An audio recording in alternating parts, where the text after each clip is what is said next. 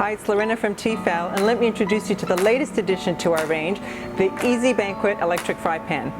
Start by plugging in the power cord to the body of the appliance. Set the temperature control dial to high, which will result in fast, powerful, even cooking.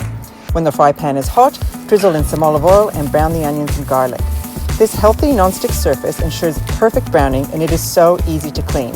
Add the beef mince, vegetables, spices, and red wine. Now add a little bit of milk. Finish off with 500 grams of pasta, your favorite pasta sauce, water, and mix well. Cover with the glass lid, which enables you to monitor your cooking, and then lower the temperature to low, simmering the pasta for another 20 minutes. When cooking is complete, remove the power cord from the body of the fry pan. There's even a convenient lid holder on the handle of the appliance to rest the lid while you serve your meal. Garnish with lashings of Parmesan. Give this recipe a try for your next weeknight dinner or weekend feast.